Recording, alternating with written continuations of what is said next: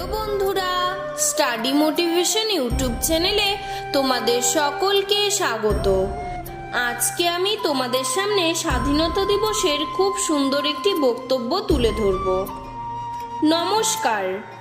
উপস্থিত ও সম্মানীয় অতিথি, শ্রদ্ধেয় শিক্ষক শিক্ষিকা, পিতামাতা ও আমার সহপাঠীদের জানাই যথাযোগ্য স্থানে সম্মান ও ভালোবাসা।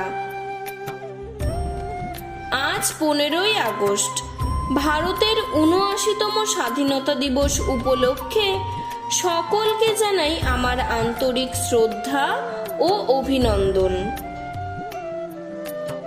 আমাদের দেশ ভারতবর্ষে 3টি জাতীয় দিবস পালিত হয়। তার মধ্যে অন্যতম একটি দিন হল স্বাধীনতা দিবস, যা প্রত্যেক ভারতবাসীর কাছে অত্যন্ত গুরুত্বপূর্ণ।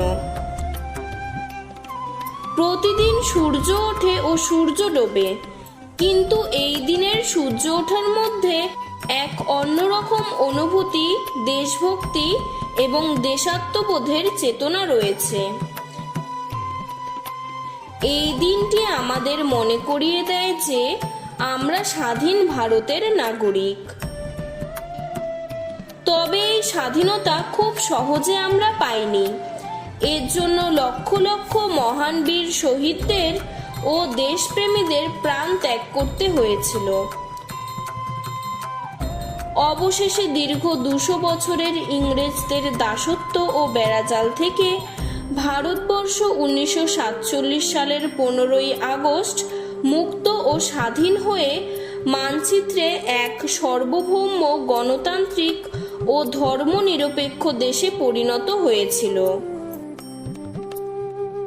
এই দিন প্রত্যেক স্কুল, কলেজ, সরকারি বেসরকারি প্রতিষ্ঠান, প্রতিটি পাড়ার অলিগলিতে জাতীয় পতাকা উত্তোলন করা হয় এবং জাতীয় সঙ্গীত ও বন্দে মাতরম ধ্বনিতে চারিদিক মুখরিত হয়। এছাড়াও বিভিন্ন স্থানে সাংস্কৃতিকমূলক অনুষ্ঠান, কুচকাওয়াজের আয়োজন করা হয় এবং বীর শহীদদের মূর্তিতে ফুল ও মালা অর্পণ করে তাদের সম্মান ও শ্রদ্ধা জানানো হয়।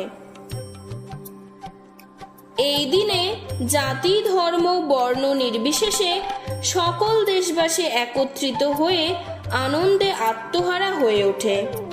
তাই বলা যায়, স্বাধীনতা দিবস আমাদের ঐক্য শক্তি সম্পর্কে শিক্ষা দেয়।